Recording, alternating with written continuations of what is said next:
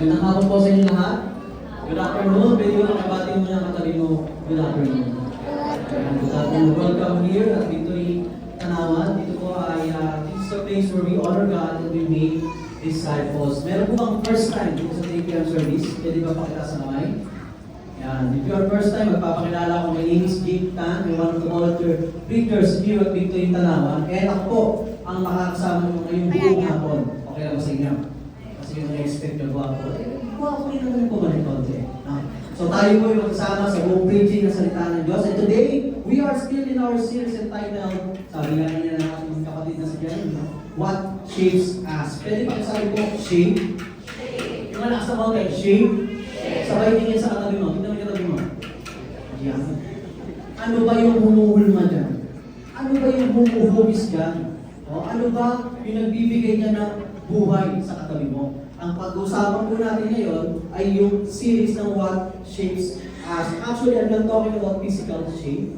Pinag-uusapan po natin dito is spiritual shape. Kaya nga, What Shapes Us. This series po ay ito po yung pinag-usapan na natin last year. Now, continuation na lamang po ito. Last year, October din, pinag-usapan natin yung unang part, yung 6 na pag-usapan natin doon. Then, ngayong pong taon, pag-uusapan na natin yung pangalawang part. Ito, yung mga nasa sulat dyan. So, ngayon po ay nasa second week na tayo at mahalaga po yung ating pag-uusapan ngayon. Kasi ipag-uusapan natin yung gusto nyo. Salvation. Yan. Yan po yung ating pag-uusapan. And this is about essential doctrine. Sa ating pong simbahan dito sa Victory Tanawan, meron po tayong pinapaniwalaan. Meron tayong pinipiligan. Meron tayong gusto malaman at yung gusto nating Taiwan. Ano po yun? Bakit? Kasi sa isang simbahan, dapat po mahalaga, malaman nyo yung statement of faith. Malaman nyo kung ano ba yung pinaniniwalaan ng simbahan. Baka kasi mamaya, nandun kayo sa simbahan na mali yung pinaniniwalaan. Kaya po, ito ay pinag-uusapan natin yearly para makita natin kung ano ba talaga si Victory. Ngayon, pagdating po sa usaping salvation, here in Victory, we believe that, pabasahin ko lang po, we believe that salvation, planned in eternity and promised throughout Scriptures, is God's gracious act of rescue whereby He delivers lost and sinful people through faith in Christ's redemptive work. Because of His great love, God makes people spiritually alive in Christ through regeneration by the Holy Spirit. By grace, for God forgives and justifies people through faith apart from works, conferring upon them all the benefit of union with Christ, including the gift of God's righteousness, the indwelling Holy Spirit, and the adoption into His family. Ito po yung stand ng Victory pagdating po sa usaping salvation. Kaya naman, ngayong hapon, pag-usapan naman natin, i-check natin yung ating, kasi salvation yung pag-usapan, yung ating posisyon sa ating Panginoon. Kailangan natin pag-usapan to kasi isa po sa importante maintindihan natin, ma-remind natin sa ating sarili, ano nga ba ang posisyon natin sa Panginoon. Kasi minsan, akala mo, close ka kay God, pero close ka naman talaga. Pero minsan, ganito, sino po ba dito yung mga dalaga? May mga dalaga po? Wala. O sige, parang lang yung magkas. Piling dalaga na lang, piling dalaga. Ayaw na pa rin. Tama nga sila, piling ba? Ayaw magkas na kami. Kung ikaw po'y dalaga, at ikaw naman ay piling dalaga, di ba? Meron po paminsan-minsan na, alam niyo po yung nagtawag dito?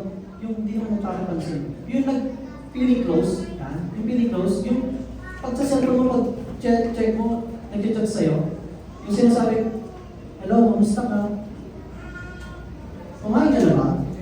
Yung feeling close, yung hindi mo naman kilala, pero check ka, o tinatanong yung buhay mo. Meron po kasi meron tao, tama? Now, alamin natin, kasi baka sabihin nyo naman, ito na, feeling close, paano nyo kami mag-asawa? Kasi may nakita ko doon sito, hindi tayo makarili. Sige, sa mag-asawa naman po, no? Posisyon po ang pinag-usapan, no? Ganito.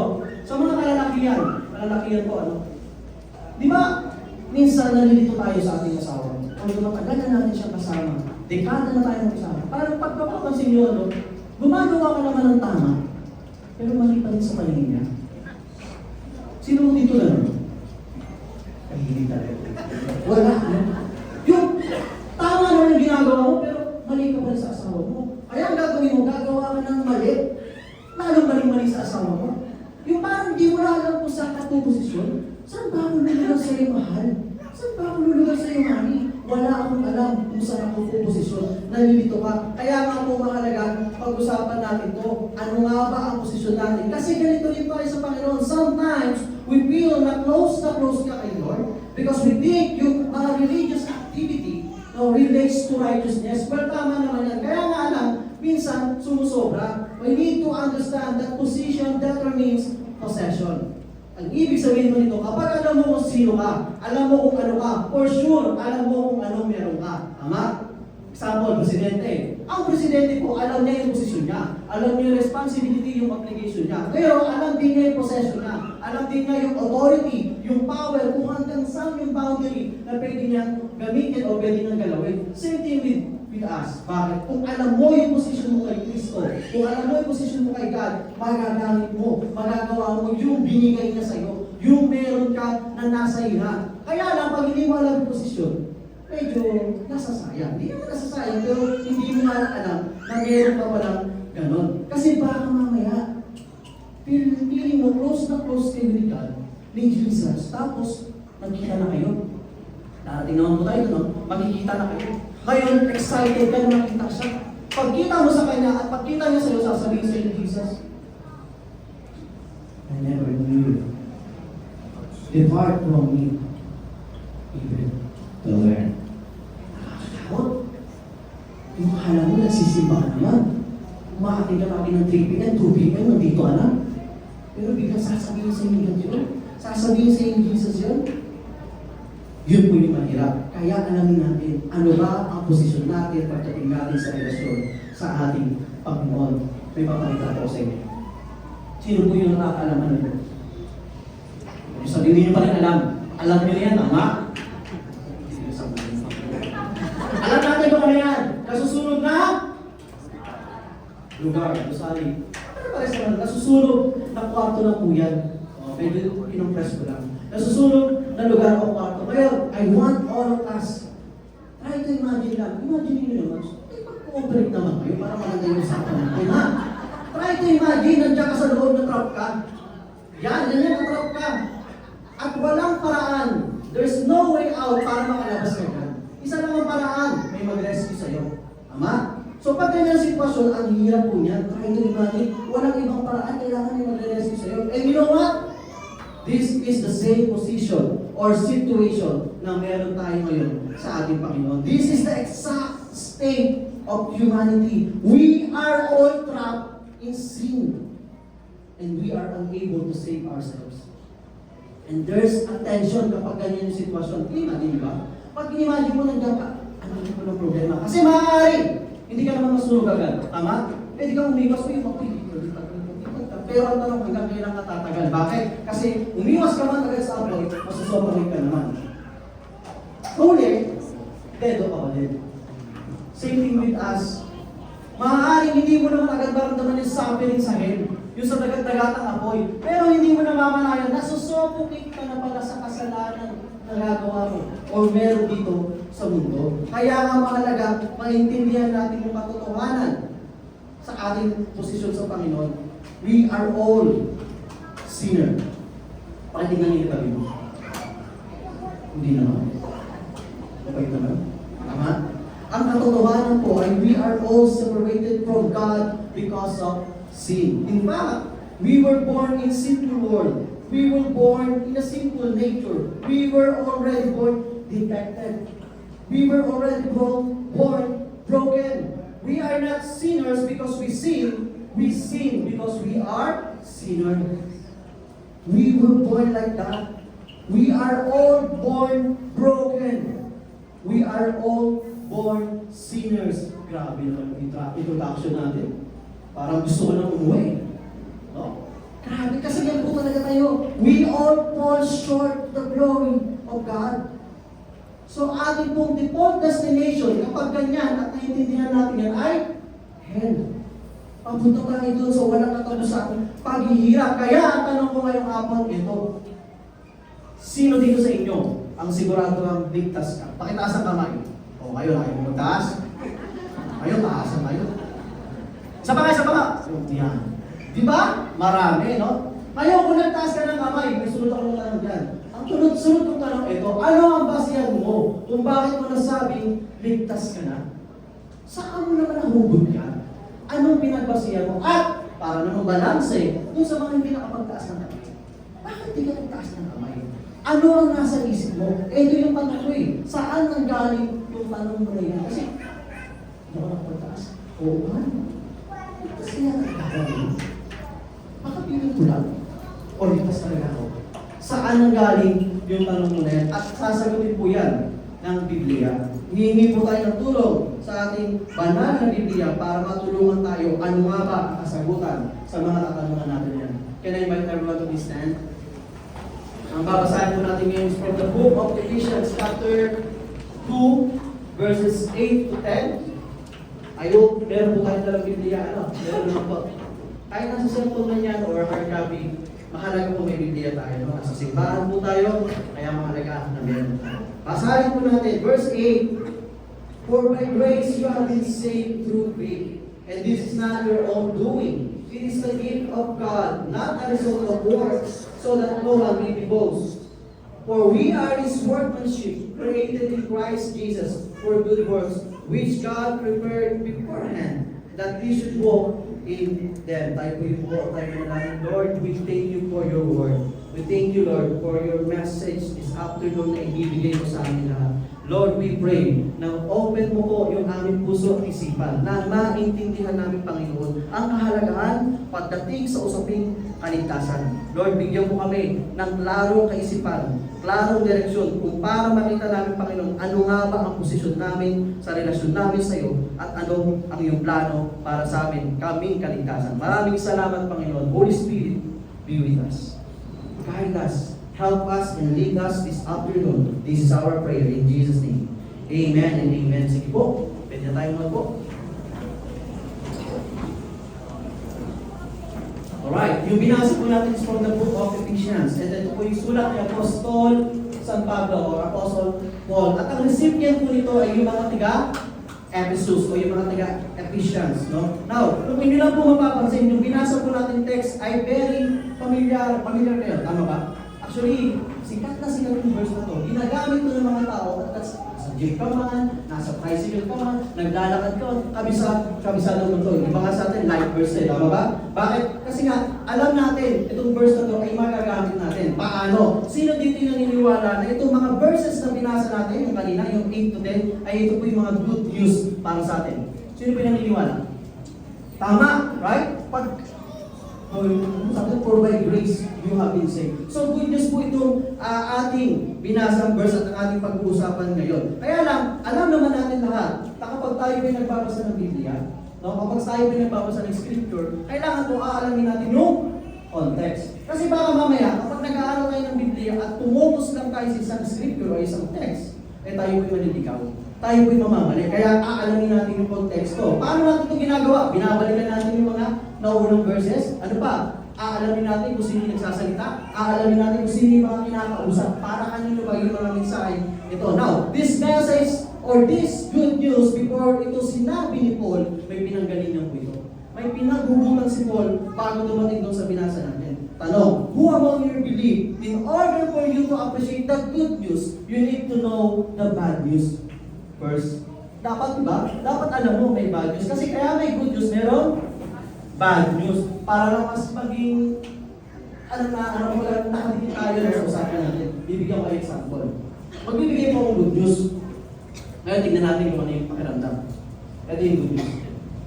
From now on, paglabas nyo sa pinto niya, ang buong tanawan mo ay hindi na mag-brown out.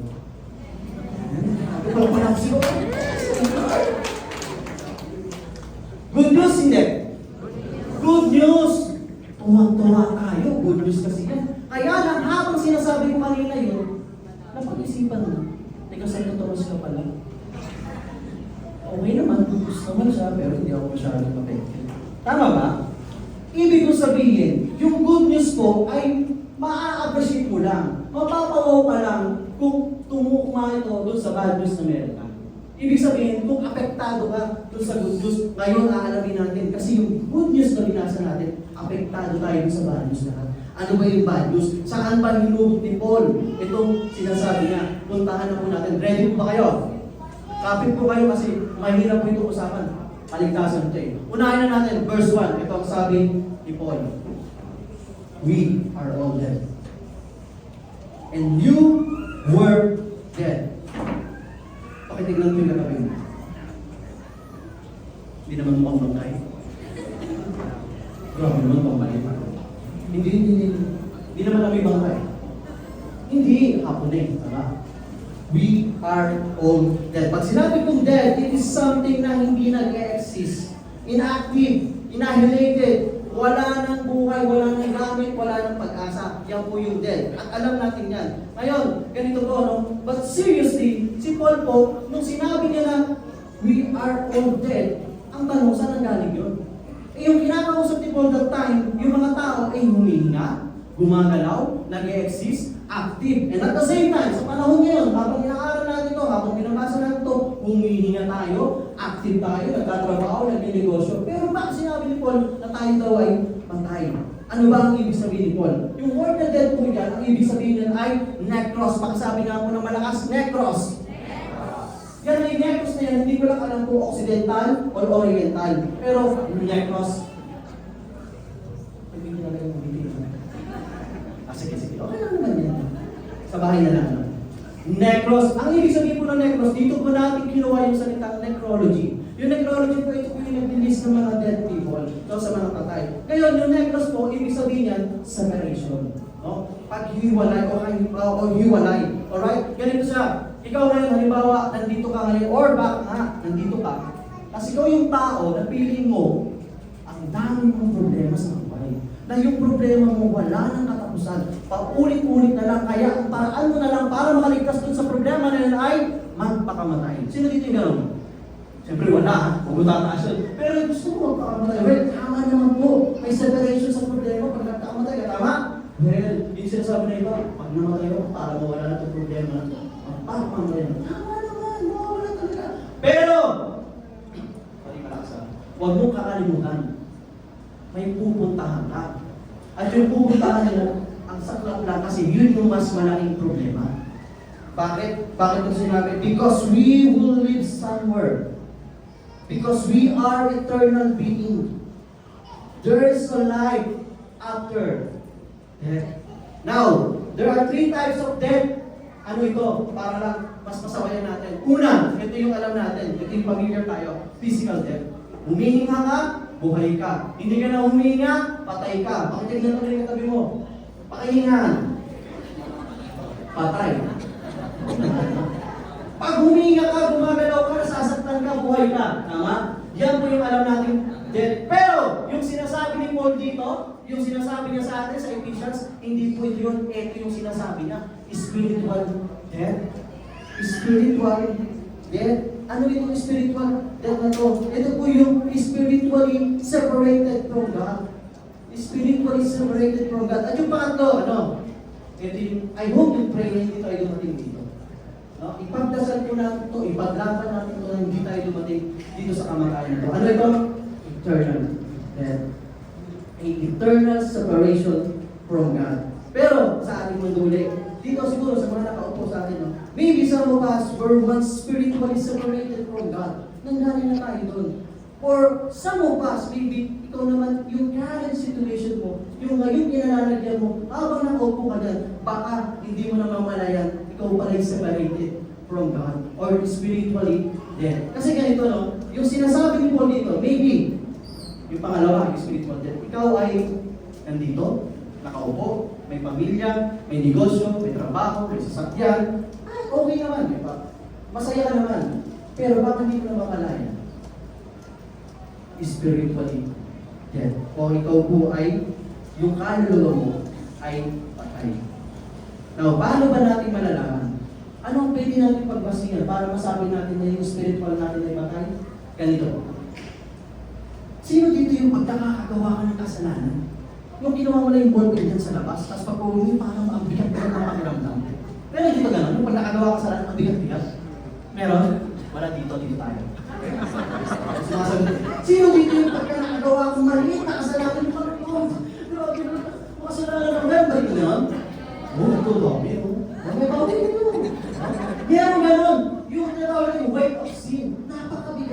Tama? Ramdam na ramdam mo. Yung parang ayaw mo gawin, pero nagawa mo.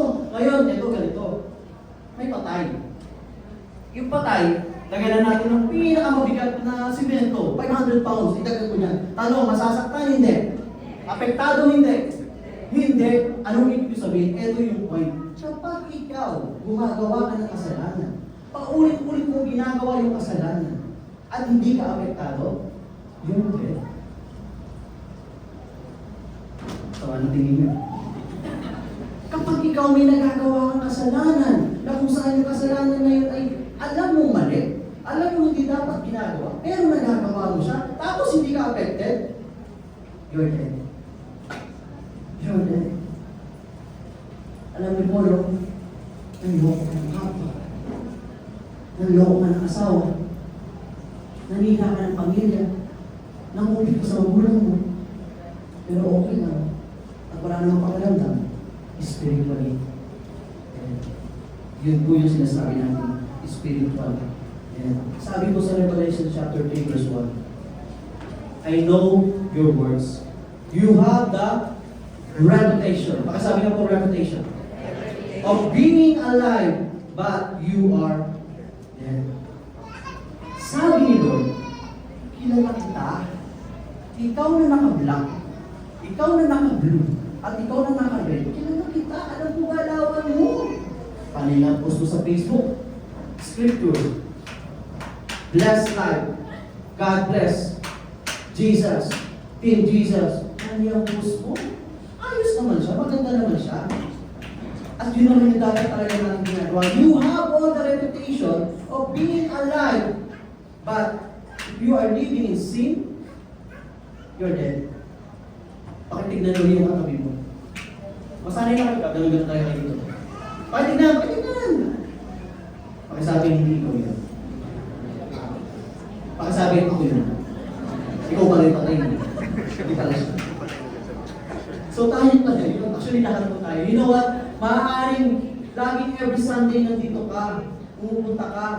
Pero if you keep on sinning, paglabas mo, you're dead spiritually. Kaya pag nakita kayo ni Jesus, baka sabihin sa iyo Jesus, hindi tayo close. Hindi tayo close. Again, what is our position in Christ? Sabi pa dito, balikan ko lang, no? Yung verse 1. Sabi, and you were dead in trespasses and sins. Anong ibig sabihin? Ano ba yung trespasses? Ganito. Sino po yung mga batang 90s, 80s, 70s? Huwag na yung 50s, medyo malayo na yun. Hindi, joke lang po, no? So, tayo po, baka tayo naka-experience. Ito mga millennial, di na ito na-experience. Ganito, na-experience po ba dati na tayo po yung lumalakad sa isang kanto, sa isang kalsada, tapos nakakakita tayo ng, wow, ang laki ng bunga ng puno ng mangga. Yung kulay green, yung green na green, yung malaki ang tawag doon, yung halabaw yan. Yung parang pag nakita ko, yung sarap naman mo, grabe, yung gusto mo. Kaya ang ginawa mo, baka po na-experience nyo, no? Pakikwento ko sa akin ng pagbaba. Kasi kwentuhan tayo, na-experience ko ito. Kinuha mo. Pero bago ka pumasok, nakita mo na kalagay, no trespassing. Pero dahil gusto mo, kinuha mo pa rin, pagkuha mo. Sabay lakad ka palabas. Ito na, sasawsaw mo dun sa asin ng may sili. Sasawsaw mo dun sa pagod ng may sili. Apakasarap niya. Tapos, paglabas mo, wala naman nakakakita eh. Wala naman nakakaalam.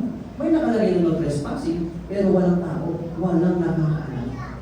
Yan po yung ating ginagawa. Yan po yung sinasabi, trespasses. Ginagawa mo yung kasalanan kahit alam mo ayaw ni God. And that's the bad news. Yung alam mo naman sinabi ni God sa iyo na huwag mong gagawin yung kasalanan na yan. Pero paulit-ulit pa rin ginagawa. Yung mali na ginagawa mo, gusto mo ginagawa. Sabi ni God, honor and respect your parents. Eh Lord, wala nang makakaalam. Kami lang naman sa loob ng bahay. Sabi ni God, huwag kang manloloko ng kapwa. Eh Lord, wala naman makakakita. Watching porn. Lust. Alam natin mali. Pero Lord, wala naman nakakakita. Wala naman nakakaalam. Sabi ni God, marriage is sacred and sex sex is only for married couple. Ay, magpasaya eh. Wala naman makakakita doon, wala naman makakaalam. Yan po yung natural, hindi lang ikaw, hindi lang ako, tayo pong lahat. Yan po yung sinasabi natin. Oo na yun, nagtitrespass po tayo sa Panginoon. Kasi ginagawa natin yung mga ayaw gawin ng Panginoon. Sabi ni Paul, we are dead in trespasses. And in the other side naman, yung sins po dito, yung word na sin, dito ibig sabihin, you miss the mark. May bullseye, pero you miss the mark. Ibig sabihin, ito naman po ay meron pinapagawa sa isipan, pero gusto mong gawin, yun nga lang, hindi mo magawa. Ito naman yung may target ka. Alam mo yung gusto gawin ni God, pero gusto mong gawin, nag-effort ka. Nagtatry ka naman gawin. Yun nga lang, hindi mo magawa. Ito po yung sinasabi natin, gusto mong bumae, hindi mo magawa. Yan po yun. May effort, may ginagawa ka. Yung isa kanina, deliberate or deliberated. No, yung not trespassing, nag-rebelde tayo kay Lord. Rebellion ang tawag yun. Yung ito naman, you want to do what is right, but for some reason, most of the time, we do what is wrong. Alam niyo, nakaka-relate dito yung mga teenager, mga kabataan. Kabataan, taso niya kamay. Piling bata na lang, sige. Alam mo, makapagano tayo dito. Yung mga kabataan, nakaka-relate pa kayo dito, yung gusto mong gawin. Gusto mong gawin lahat yung tama. Pero lagi na yung mali nakikita. Alam niyo yun? Yung ikaw yung lagi nakikita, ikaw yung lagi nasisisi, ikaw na lang yung laging may sabi mo pala natin yun. Ikaw lahat, lagi na lang ganito, hindi na ba nila ako mahal? Lahat na lang gawin ko sa sala, sa kitchen, sa sina, sa kwarto ko, lahat na lang ginagawa ko mali. Kaya ang gagawin mo, kabataan, kakausapin mo yung magulang mo. Ay, bakit naman ganito yung feeling ko? Hindi ba ako mahal? Lagi na lang kasi mali yung ginagawa ko sa inyo eh. May sasagutin ka ng nanay mo. Anak, hindi yan totoo. Mahal kita. Mahal ka ng tatay mo. Nagkakamali ka. O di na nun ay, mali na naman ako. Ano ba yan? Nag-uusap na tayo ng huli. Mali na naman ako. Ibig sabihin ay, lagi akong mali. Gusto ko naman gawin yung tama. Pero feeling ko, lagi akong mali. May ganyan. May ganyan po. Ito po yung sinasabi ni Paul sa verse 2. Pagdating ng verse 2, in which you once walk without Christ. This is who we are. Following the course of this world. Meron po tayo tinatawag ng world system. At ano yung sinasabi ng world system? Okay lang yan, huwag ka na sumunod kay God. Mahihirapan ka lang yan. Praise the Lord ka lang yan. Dito masaya. World system. Ano ba yung sinasabi yan? Kung ano yung gusto mo, yun ang gawin mo. Kung ano yung nasa puso mo, yun ang i-priority mo, yung sarili mo, yung happiness mo, yung possession, yung desire, yung money, lahat yan. Kuhain mo kasi yan yung papasaya sa'yo, world desire or world system. At hindi lang daw world system, alam mo kung ano pa meron? Meron pa daw bumubulong sa'yo. Meron pa daw umuudot sa'yo na gawin mo yung mga bagay na. There are forces outside our control. Ay sinasabi po dito, yung the prince of the power of the air. Actually, pinaganda lang yan. Alam mo kung sino yan? Yung demonyo yan. Yung demonyo yan. Bakit ka tumingin sa katabi mo? Ako si ate. Kung sabi ko, yung demonyo yan. Hindi yan demonyo yan. Anak ng Diyos yan. So, hindi yan gawin yung world system. Meron din bumubulong sa atin na nag-guide sa atin para tayo mapalayo sa Diyos. Yun yung prince of the power of the air. Sobrang hirap na. Lahat ng sinasabi mo ulit, pauna kami yan. Nasa 4th floor tayo, parang pilit ko, napunta na ako sa 1st floor ah. But wait, there's more. Yan ang pinipilit kayo. Wait, there's more. Sabi ko sa verse 3, among whom we all once lived in the passion of our flesh. Yung passion of our flesh po dito in other translation, the lust of the flesh. Lust means an over-desire. Over-desire. Yung over-desire po, it might be for something good or something bad. Minsan nag-over-desire ka sa sexual pleasure. Nag-over-desire ka saan? Sa mga maling gawain. Beyond the parameter of God na nag-trespass tayo. Ano pa yung mga nag-over-desire ka sa entertainment? Masyado ka nagbabagal sa celebrity. Masyado ka nagbabagal sa Netflix. Masyado mo nang over-desire yung mga nakikita mo. Masyado mo nang ginagaya. Ano pa? Gambling, addiction, kung saan-saan bagay. Pero meron din naman mga nag-over-desire ka, hindi naman lahat mali. Meron din naman tama. Yun nga lang yung tama, kapag sobrang-sobra na, nagiging mali. Ano ito? Over-desire ka dun sa asawa mo. Sobrang mahal na mahal niya yung asawa mo. To the point na yung mahal mo sa buhay na iba, yung magulang mo, yung kapatid mo, at yung nakapaligid sa'yo na nagmamahal sa'yo, hindi ka na, o hindi mo na minamahal. Kasi nakatuto ka lang sa kanya. Over-desire. Over-desire ka sa sasakyan mo. Grabe, paano yung punas mo? Kakapunas mo lang, isang minuto, punasan ka lang, over-desire ka lang. Hindi ka naman nagpapasakay. Paglabas mo dito, andyan na sila. Bilis, asa tayo. Tapos nasadala lang ng bata, galit na galit ka. Anong ginawa mo sa bata? Binarin mo. Binatukan mo. Ano yung pinakamababalay? Kristiyanong galaw. Inampas mo. Over-desire. Over-desire ka sa bahay mo. Ang laki ng bahay mo. Sure, no, grabe, ang ganda. Ayaw mo naman mapapunta. Andun pa lang sa guardhouse, yung papasukin yan. Kakain dito yan. Grabe. Ang dapat mo. Dapat ang dapat natin. Hindi dito ganun. Over-desire sa lahat ng bagay. At yun po, kapag ganun tayo, ito po yung mag-lead sa atin to carry the desire of our body and mind. Yun yung sabi niya. Kaya nga pansinin niyo, gustong-gusto natin narinig yung follow your heart. Wow! Wala rin nakakapag-satisfy. Follow. Bakit? Kasi yun yung gusto natin. Yun yung nakakapag-satisfy sa atin. Meron pong lust inside of us. There's this over-desire inside of us. At nagpapakita lamang yun ng ating nature. Makasabi nga po nature. Bakit? Ano ba yung nature natin? And we are, in our nature, we are children of wrath. Children of wrath. Because of trespasses, because of sins, because of lust, we deserve the wrath of God. Ang galit ng ating Panginoon Diyos. And here's the thing, lahat po tayo ganito ha, walang exempted. Bakit? Kasi sabi dito, just like the rest of mankind. Para po sa ating lahat to, kaya hindi mo pwedeng sabihin, ay hindi ako yan ha.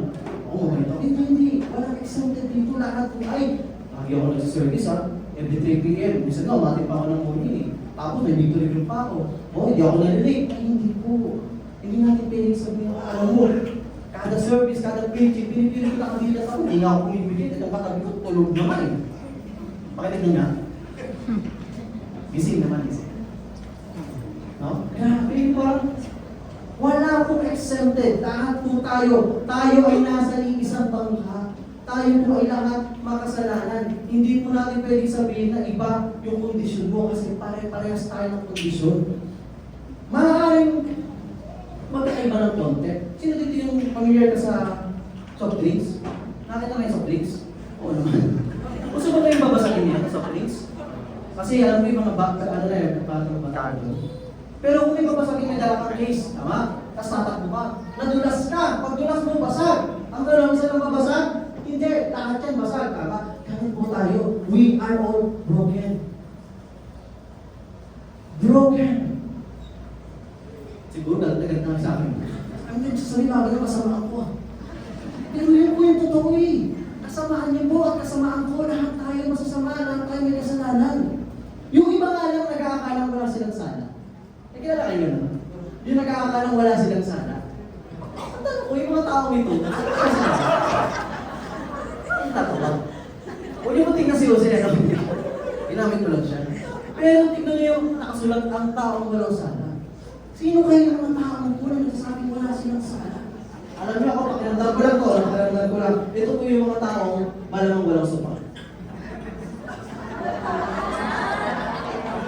Ay, salamat. Actually, yung matino ng 11 a.m. hanggang ngayon, naglalaban na, hindi pa na naiisip. Iniisip lang yan, iniisip. Malamang walang supa. Pero, meron ka mang supa, wala ka mang supa, lahat po tayo ay nagkakasala. Walang pwedeng hindi magkasala, lahat tayo may sala. Bakit po sinabing lahat? Bakit sabi nga po lahat? Bakit? Because sabi po sa Romans chapter 3:23, for all have sinned and fall short of the glory of God. Pag tayo po ay nagkakasala, kinakalaban po natin yung standard ng ating Panginoon. And that's the bad news. Lahat tayo ganyan. Wala tayong magagawa. Wala tayong laban kasi na makasalanan tayo. Kaya ba? Umalis ka na dito. Gusto niyo na yung good news? Bad news kasi ito eh. Puntaan natin yung good news. Gusto niyo ba? Ayaw niyo. Gusto niyo po bad news pa rin. Sige, puntaan natin yung good news. Kasi bakit sabihin niyo ng doctor? Kaya lang balansin natin. Kasi yung tatlo po yan. Hindi lang po. May bad news, may good news, ano yung nasa gitna? Fake news. Fake news. Meron mga fake news. Ano yung mga fake news? Ito. Ay! Kasalanan? Okay lang yan. Kasalanan? Wala lang. Simple lang naman gagawin ko dyan eh. Ako sige, tanggap mo makasalanan ako. Ikaw lang naman gagawin ko dyan. Kailangan mo lang ng sacrifice. Kailangan mo lang gumawa ng mabuti.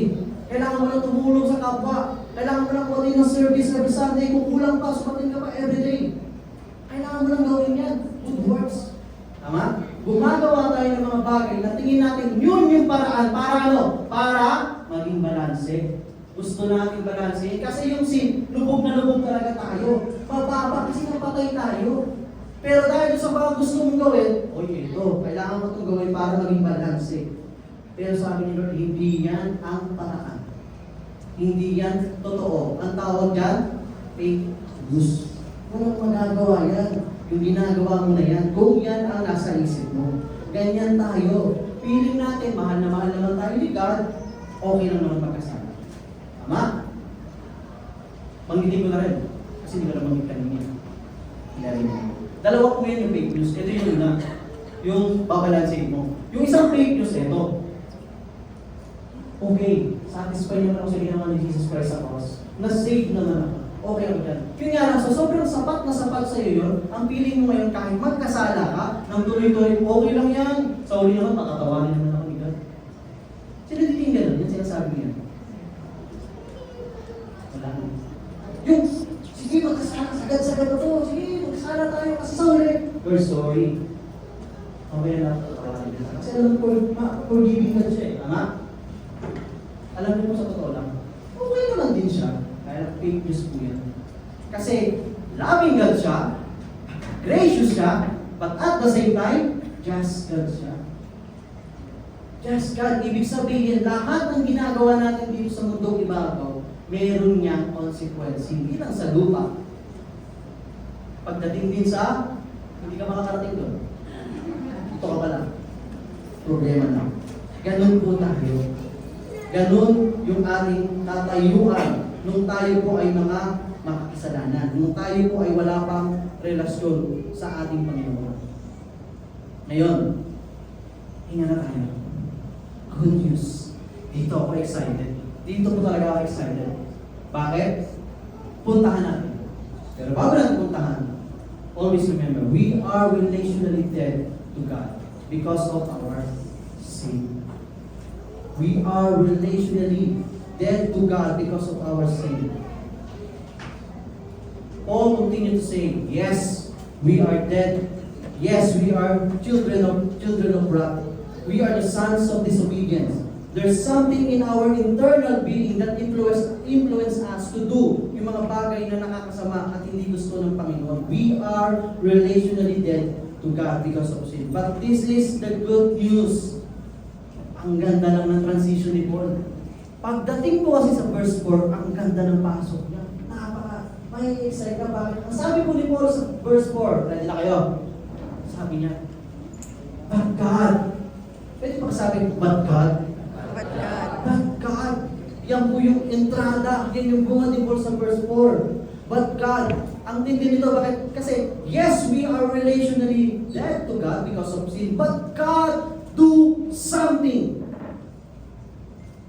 God, being rich in mercy because of His great love with which He loves us. Sabi ni God, hindi pwedeng wala akong gawin. Hindi pwede. Hindi ako papayag. Why? Because God is merciful. God is gracious and God is loving. Kahit patay na tayo, kahit nagre-rebelde tayo, kahit makasalanan tayo, kahit disobedient tayo, may gagawin ng Panginoon. At hindi lang siya may gagawin, may ginawa ang ating Panginoon. But God, alam niyo po, simple lang naman tingnan. Parang wala naman bagay, parang wala naman. Pero alam niyo po, itong two words na to are so powerful. When God places it in our history, things change. Ang laki ng pagbabago. Nagbago lahat. Yung kanina mga pinagsasabi ko, lahat yun mabubura. Lahat yun mawawala. Things change. Nagkaroon ng pag-asa. Nagkaroon ng buhay. Nagkaroon ng kaligtasan. God, may gagawin ka pala. Actually, walang pala. May gagawin talaga siya. Yung sinasabi kong but God is the greatest interruption, the greatest work of all of the Lord in the history of mankind. That in His mercy and His love, excited po si God na may gagawin siya. Tapos sabi ni Paul, 5 and 6, even when we were dead in our trespasses, yung kanina, anong ginawa ni God? But God made us alive together with Christ. By grace, you have been saved. Grace, you have been saved. Sabi ni God, anak, kamatayan ko pupuntahan mo pag pinagtutuloy mo yung ginagawa mo. Lord, gusto ko pa rin yun. Masaya. Sabi ni God, yung relasyon mo sa asawa mo, magkakagulo, magkakahiwalay kayo pag hindi mo tinigilan yan. Lord, ito yung makaramdam ko ngayon. Sabi ni God, anak, malalayo yung relationship mo sa akin, maghihiwalay tayo. Lord, sa kabila ng ganun tayo, sa kabila ng rebellious tayo, but God, even when we are rebellious, He made us alive together with Christ. Bakit kaya? Bakit kaya sinabi ni Paul yung but God? Tingin ninyo. Because He wants us to understand na hindi mo ito work, na hindi mo ito gawa. This is God's work. Kasi pwede naman sabihin ni Paul na, you are dead in your trespasses, but because you are so good, but because you are loving, but because you are cute, hindi naman siya sinabi. Sabi niya, but God, bumabalik po sa ating Panginoon. It's always about God. Ano ba yung ginawa ni God? He made us alive together with Christ. But not only He made us alive, but also He raised us up. Yan yung sabi niya. He raised us up and gave us a power to walk. God gave us a power to live a moral life, a blessed life, to glorify God. And not only that, He seated us with Him in the heavenly places in Christ Jesus. But hindi po ito ipagkakasabi nito. He seated in the in Jesus Christ po, He seated in the heavenly places. Bakit? Ganito po yan. Pagpasa hanggang ngayon, tayo po yung nakakagawa ng mga kasalanan na maliit lang yan. Tama? Kristyano na tayo, matagal na tayo na relasyon, pero nakakagawa kayo ng mga kasalanan. Tama? Tuloy-tuloy pa rin yan kasi yan. Pero huwag po kayo mag-alala. Kasi sa kabila ng mga nagagawa natin kasalanan dito sa mundo, because nandun si Jesus Christ, seated in the right hand of God, siya po yung representative natin. Siya yung nagre-represent sa atin. Kaya kahit anong ginagawa mo dito sa mundo, righteous ka. Why? Because God Himself, Jesus Himself, is righteous. Hindi ikaw. Kaya ka lang naging righteous because when you accept Jesus Christ as your Lord and Savior, yung righteousness na meron siya dun sa heavenly places, secure yun. Iniingatan ka kaya sa tuwing magkakamali ka dito sa lupa, pag nakikita ka ni God, ang nakikita niya yung righteousness. You are righteous. Pakitignan niya yung katabi mo. Yun ang sa kanan, para righteous. Mukhang righteous, tama? Kasi yung sa kaliwa, hindi yung righteous. Righteousness.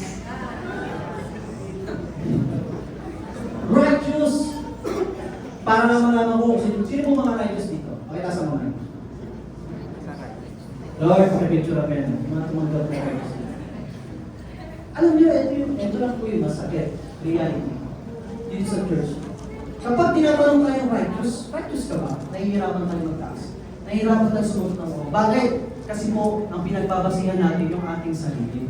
ang pinagbabasihan natin yung ating kasalanan. Yung pinagbabasihan natin yung mga ating ginagawa. Pero hindi naman tayo righteous because dun sa ginagawa natin. We are righteous kasi dun sa ginawa ni Jesus. Kaya kung nagkaroon ka ng relationship sa Kanya, tinanggap mo siya sa buhay mo, you are righteous not because of you, but because of Him. Kaya pag tinanong ka, righteous ka ba? Oo! Lakasan mo mag-bike ka. Oo, righteous ako. Kanina, sumisigaw ka. Ako yun. Pero yung Diyos ko, righteous eh. Nagkakasala, pero alam mo righteous ka. Kaya doon sa pagkakasala mo, nakokontrol ng Panginoon. Bakit? Kasi nga tinatanggap mo siya sa buhay mo. Kaya naman, the gospel doesn't just make bad people good, it also makes dead people live. Yan po yung gospel. And once you are alive, God raised you up. So that you have the power to walk in His way. Hindi lang para maligtas ka, kundi para maligtas din yung iba, gamit ka. Yan po yung kagustuhan ng Panginoon, yung magtuloy-tuloy. Yes, we were dead in our sins, but God made us alive in Christ. Kapag naunawaan po natin, kapag naintindihan natin yung pinag-uusapan natin dito, then we will see the goodness. We will experience the compassion, the love, the mercy, the grace na meron yung ating Panginoon. At doon po lalabas ng pusa, yung pusong nananampalataya, yung pusong nagpapasalamat. Hindi mo kailangan pilitin yan. You will deeply thankful sa ating Panginoon na kahit pitikin ka ng kasalanan, na kahit kalipitin ka ng kasalanan, na kahit ilahin ka kung saan, hindi ka na basta-basta mahihila. Yung mga barkada mong inaaya ka sa saan, hindi ka nasasama. Malaki yung pagbabago, malaking transformation. Yung pamilya mo nakatingin sa'yo dati, anong tawag sa'yo? Black sheep. White sheep ka na ngayon sa kanila. Ang linis-linis mo. Ang laki ng pagbabago mo. Bakit? Ginawa mo ba siya? Hindi. Ginawa siya ng Panginoon sa iyo. Because you accept Him as your Lord and Savior. I hope, kapag tayo po hindi gumagawa ng mga kasalanan, sana po ang reason natin ay malinaw. Sana hindi ang reason natin ay kaya ako hindi gagawa ng kasalanan kasi hindi ako ma-bless. Walang blessing. Sana po hindi ganun. Bakit? Kasi ang blessing ng Lord nandiyan yan. Hindi ka ma-deceive, binibless ka eh. Yung pa kayang sumunod ka sa Kanya. So ang blessing, walang problema sa blessing. Kaya ka hindi gumagawa ng masama kasi ayaw mo magkaroon kayo ng separation ng Panginoon. Yung relationship, hindi naman mawawala. Ang mawawala, yung fellowship. Hindi mo ma-enjoy yung pagiging Kristiyano. Kaya may mga Kristiyano nagsasabi, ang hirap maging Kristiyano. Hindi ko ma-enjoy.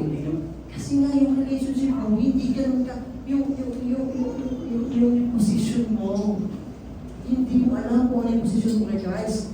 Pero ngayon, pinapaalalahan po tayo ng ating Panginoon. Yung position natin kay Christ ay sobrang close. Kanina, hindi tayo sigurado. Close pa tayo ka? Close pa tayo Diyos. Ngayon, close kayo. Basta anak sumunod ka sa akin. With gigil. Gigil na sa'yo si Jesus. Sumunod ka kasi mahal kita. Pero pag sumunod ka, sino mo mag-benefit? Yung mga mahal mo sa buhay.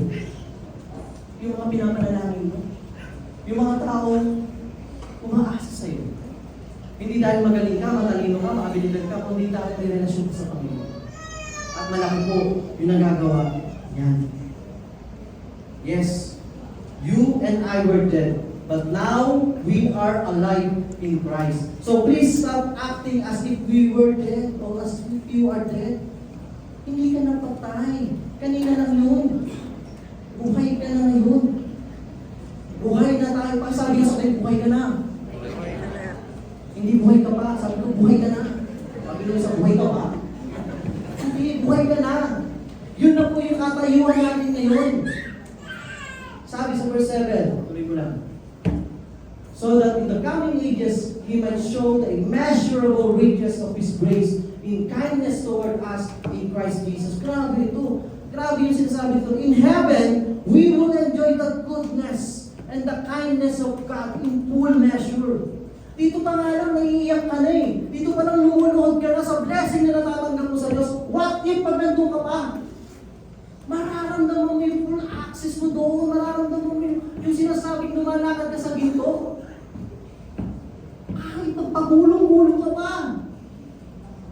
Grabe, sa ginto ka gumuhulong. Sarap ng pakiramdam siguro. Ganun po yung ating Panginoon. Ganun niya tayo mamahal at binibigay niya sa atin yan. Tapos, inulit ni Paul. Yung verse 5, yung sabi niya. Sabi niya sa verse 5, by grace, di ba? Inulit niya sa verse 8, ang sabi niya, for by grace, you have been saved through faith. And this is not on your own doing. This is a gift of God. Kaya yung kaninang pinag-usapan natin, fake news talaga yun. Yung words na ginagawa mo kanina, feeling mo, ay, ito mag-save sa akin. Fake news talaga yun. Pero ito, yung good words pala ay result of being saved, not a means of saving, or being saved. Ulitin ko, yung words pala ay result of being saved, not a means of being saved. For by grace, you have been saved. Sa grasya lang po ng Panginoon. Dahil sa grasya ng Panginoon, tayo po ngayon ay may ganito ng katayuan. Ligtas ka na. Kasi minsan, alam naman natin yung grace galing kay God. Alam niyo po ba yung grace galing kay God? Baka kasi ba hindi alam? For sure, alam natin yan. Kaya lang minsan ganito yung sitwasyon. Yung grace, alam mo galing sa Kanya. Pero yung faith, minsan akala mo galing sa iyo. Bakit? Kasi akala mo ito yung ambag mo sa salvation, sa kaligtasan. Bakit? Kasi kaya ka nagkaroon ng faith kasi gusto mong maligtas. Hindi ho. Kaya ka nagkaroon ng faith, ganito siya. Yung grace kay God. Yung faith kay God. Bakit? Kasi may plano si God dyan, no? Ginawa ni God yung grace at saka yung faith kasi para magsalubong yan. Isipin mo, may grace pero walang faith. Paano mo sasaluhin yung grace? Walang initiator. Tama? May faith, walang grace. Mahirap yun. Kaya ngayon meron kang faith, hindi mo po yung pananampalataya na ikaw mismo ang gumawa. Ang gumawa po niyan, ang nagbigay sa iyo, yung Panginoon din. Grabe si Lord. Kung maiintindihan natin, Lord, grabe ka naman. Ikaw na lahat ang tumarabaho. Ikaw na lahat ang gumawa. Kasi sabi niya, anak, mahal kita. Gusto kitang maligtas. Gusto kitang makasama. Kaya po wala tayong pwedeng ipagyaman.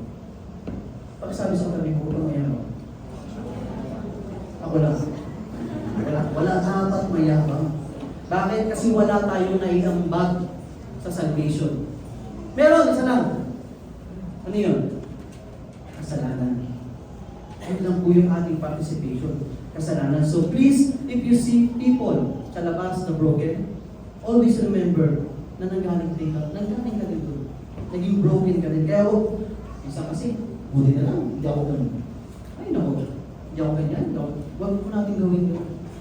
Huwag po natin gawin yun kasi lahat po tayo nanggaling doon. Now, ano ba yung reason why we are saved? We are saved because in verse 10, malapit po ako matapos. Sabi po dito sa verse 10, for we are His workmanship, created in Christ Jesus for good works, which God prepared beforehand that we should walk in them.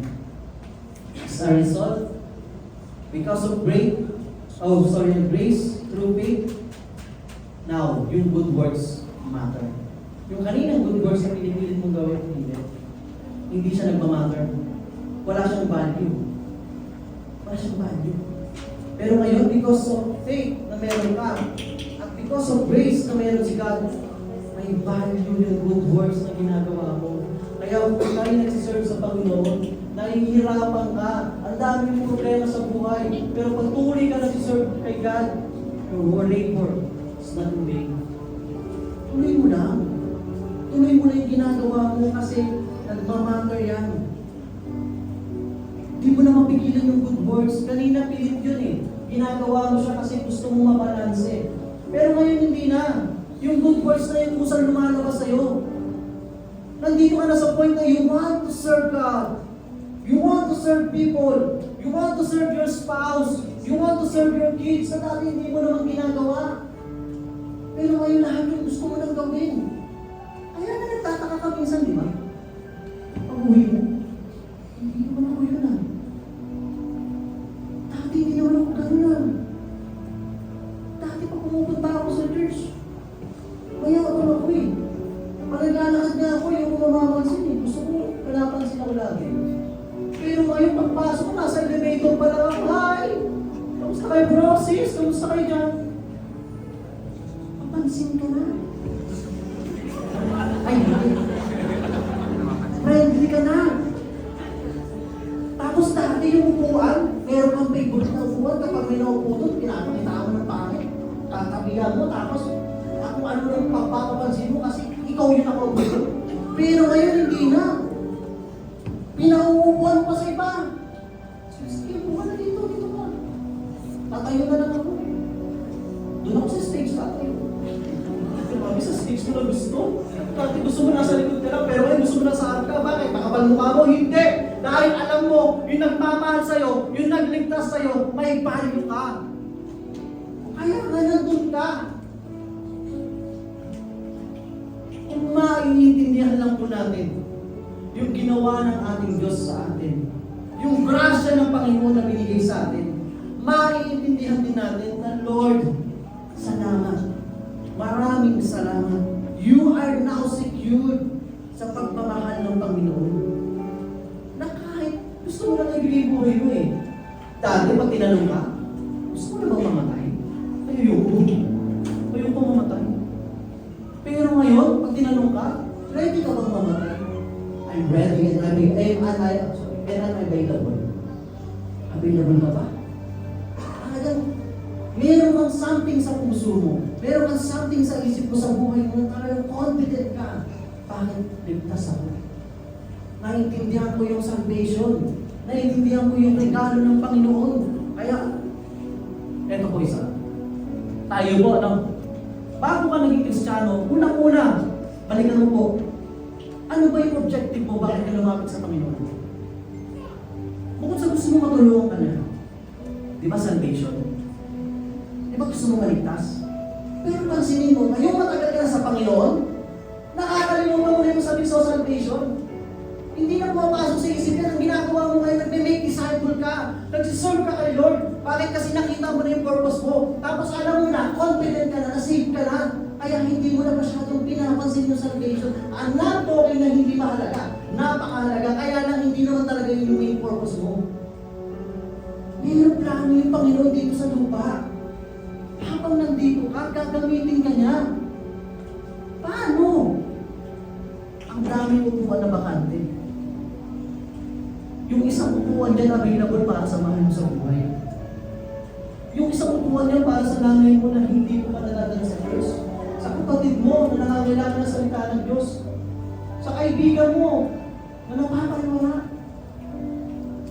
Yun po yung purpose natin. Yun po yung kaligtasan na in-offer sa atin ni God. Kasi tayo, ang nasa isip natin, salvation, sa langit na yan. Hindi mo. Yung kaligtasan dito pa lang sa lupa, pinaparamdam na sa atin ng Panginoon. Bakit? Kasi gagamitin ka niya para maligtas yung iba. The question is, nagpapagamit ka ba? Nagpapagamit ka ba sa Panginoon? Or we are His workmanship. Alam niyo po yung salitang workmanship dito? Ang ibig sabihin po nito, work of art. Ikaw po ay masterpiece. Work of art. Tignan niyo yung katabi mo. Ano kung masterpiece yan? Oo naman. Oo naman. Kaya sinipon mo sa yung asawa mo. Masterpiece ba itong asawa mo? Hindi naman. Masterpiece yan. Abstract na lang. Pero okay na rin. Kidding aside. Masterpiece po tayo. Alam niyo po, nung swerte kayo, ay hindi, wala pa nung swerte. Malas pala yun. Ganito, wala to nung 9, tsaka nung 11. Ang sa inyo ko lang ito binigay. Bubuhos ko na ito dito. Wala naman na next service eh. Dati po, umatin ako ng service. Santa Rosa. Lagi na po ako nasa likuran. Kasama ko yung pamilya ko, kasama ko. Every Sunday after Sunday, ganun na ginagawa namin. Minsan, hindi ko nakita tatayo ko sa harapan. Bakit? Hindi ko kaya, Lord eh. Hindi ko yung talent. Hindi ko yung skills. Okay na ako dito, Lord. Pero iba pa rin yung plano ng Panginoon. Grabe yung Diyos natin. Sabihin mo lang sa Kanya, Lord, available ako. Lord, willing ako. Hindi ko naisip na magsasalita ako sa harapan. Hindi ko naisip na magagawa ko to? Ginagawa ko ba to kasi magaling ako? Hindi! Ginagawa ko to kasi magaling yung Diyos ko. At itong sinasabi ko sa inyo, hindi lang po ako ito. Maaaring ikaw ngayon nakaupo ka dyan, ang feeling mo, wala, dito lang ako. But I want you to know, God is telling you right now, anak, may mas malaki akong plano sa iyo. Aksipin mo lang ako. Tanggapin mo lang yung regalong kaligtasan na binibigay ko sa iyo. Makikita mo kung ano ang plano kung mabuti at ikakasaya mo. Yun yung katotoong kasiyahan. Yes, magkakamali ka pa din. Pero mahal ka pa rin ng Panginoon. Mahal na mahal ka ng Panginoon. Huwag kang pumakinig doon sa mga tao. Alam niyo yun? May mga tao kasi na binabalik yung past mo. Yung nakaraan mo. Yung mga ganong tao eh. Ay yan. Manloloko yan. Ay ang tao na yan. Nakangaliwa yan dati. Ay yan. Adik yan dati. Huwag kang pumakinig doon. Makinig ka sa Diyos mo. He wash you. Hindi ka na niya kinover. Winash niya tayo. Gusto niya tayong malinis. Para ano? Kasi nga gusto niya maging bago. Ano yung sabi kanina sa kanta? From darkness to light. Iba ka na ngayon. Yes, sige, aminin mo na. Aminin ko na. Maluloko tayo dati. May naloko tayo dati. But God. Nakaliwa ka dati. But God. Hadik ka dati. Pakasalanan ka dati. Ang dami mong ginagawa dati. But God. Yung feeling mo ngayon, Lord, parang wala nang kwento yung buhay ko. Kasi matagal na ako may sakit, Lord. Hindi pa rin ako gumagaling. But God. God is your healer. Lord, ang dami kong problema.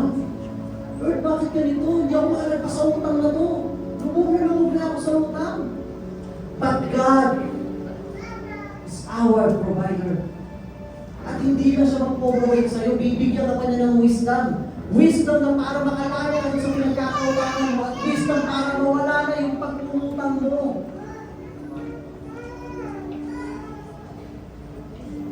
Lord, galit pa rin sa akin yung magulang. Lord, galit pa rin sa akin yung anak. Lord, yung mga kapatid ko, di pa rin kami matakas na to. Lord, walang reconciliation na nangyayari. But God can restore relationship. It's always God. Huwag kang makinig sa iba.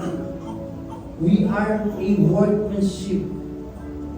Huwag mo lang iisipin yung dating ikaw. Kasi binago ka na ng Panginoon. The old has gone. The new has come. Kaya sabi sa verse, or sa Romans chapter 5 verse 8, ang binasa po natin, Ephesians. Pero ngayon, Romans. Pero anong sinasabi? But God shows His love for us in that while we were still sinners, Christ died for us. 2,000 years ago, may namatay sa cross. I hope and pray na alam po natin yan. Bakit siya namatay sa cross? Gusto lang ba niya? Sa kalagitnaan naman, pwede naman siya umatras, di ba? Sobrang hirap, sobrang pain, suffering. Ayoko na. Pero tinuloy-tuloy niya. Bakit? Because of His love. Because of His grace. Because ganun kakabayang sa Kanya. Sobrang kanyang mahal. Kaya nga niligtas ka niya eh. Na kahit ang hirap ng sitwasyon niya, He died for you and for me. Nagsakripisyo yung Panginoon Diyos. Dahil mahal niya tayo. Kaya sino tayo para hindi magpagamit sa Kanya? Sino tayo para hindi i-accept yung salvation na i-offer niya? Yung gift of salvation. Ang tanong, tatanggapin mo ba? Tinanggap mo ba? Sana po maintindihan natin yung ginawa ng ating Panginoong Diyos sa Kahit sino sa atin dito walang ibang makakawa. Tanging siya lamang. It's all about Him. But, it's all for us. The victory is already won. His grace changes everything. Why don't we all stand?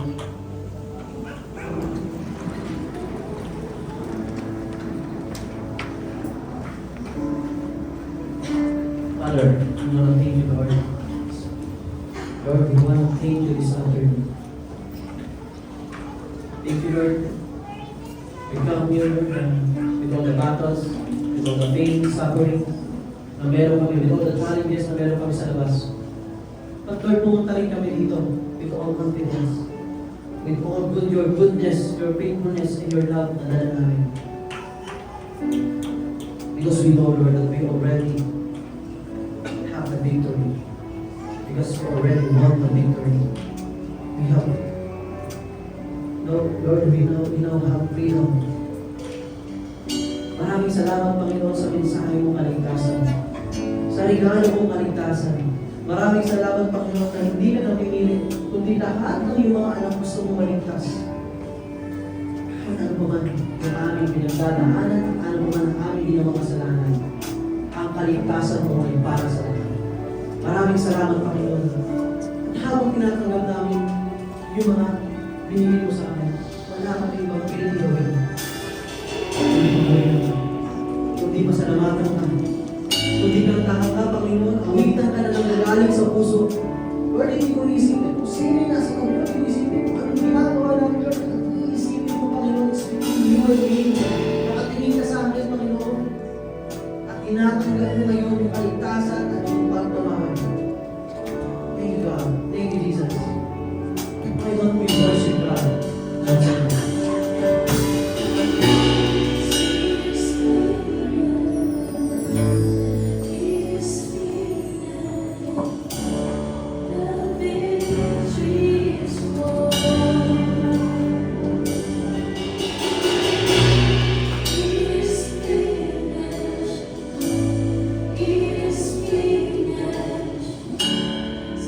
Victory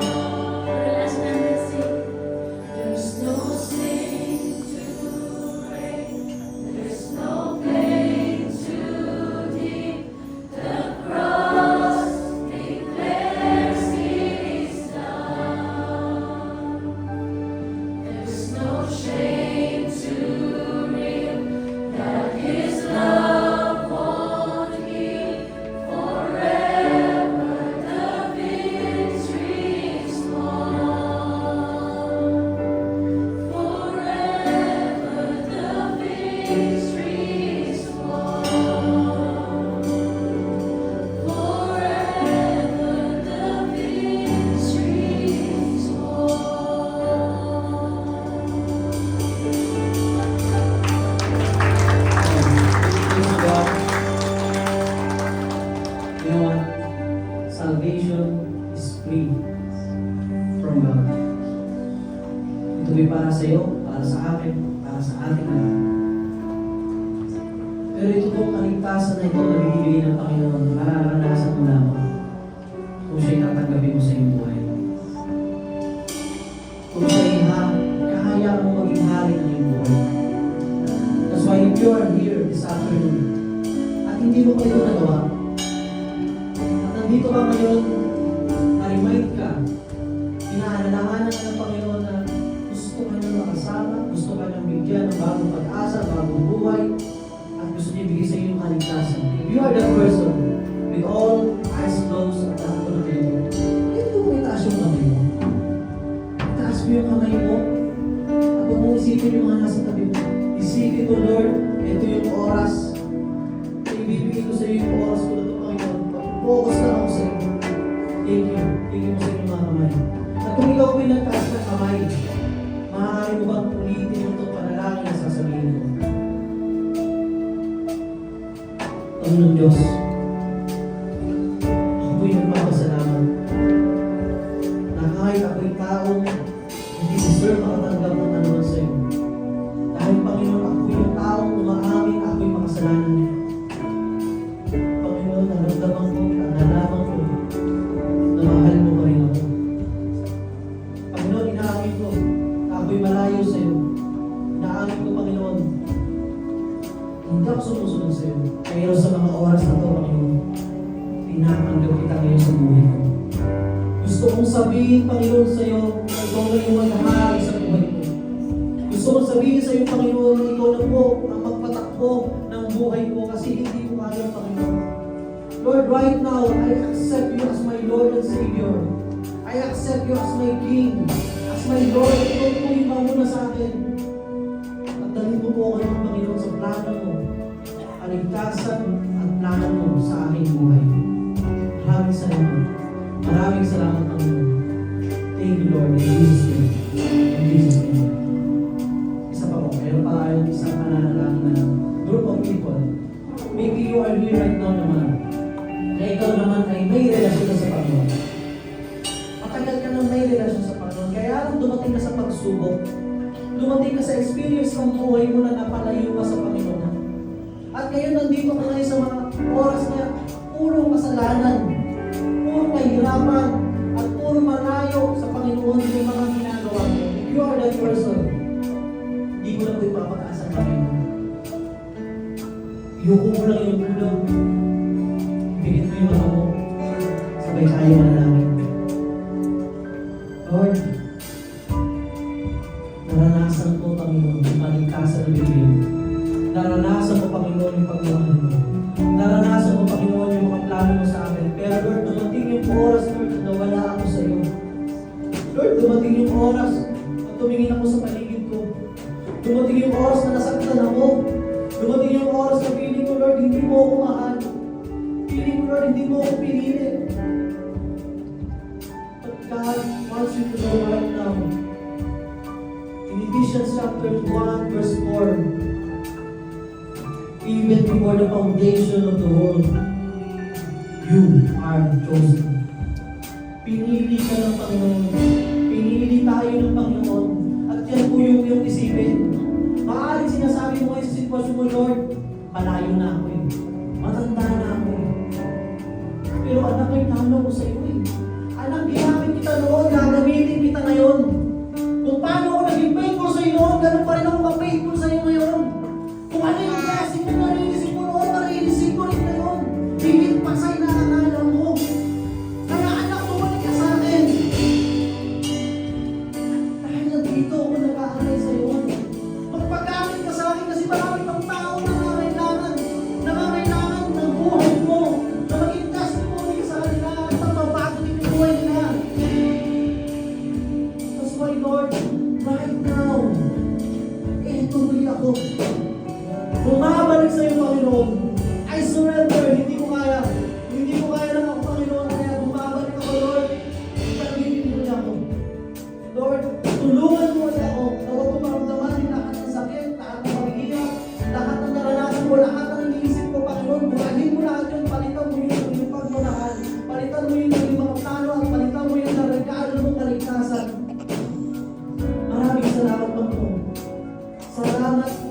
iyong grasya. Salamat sa iyong habag. Salamat sa iyong pagmamahal.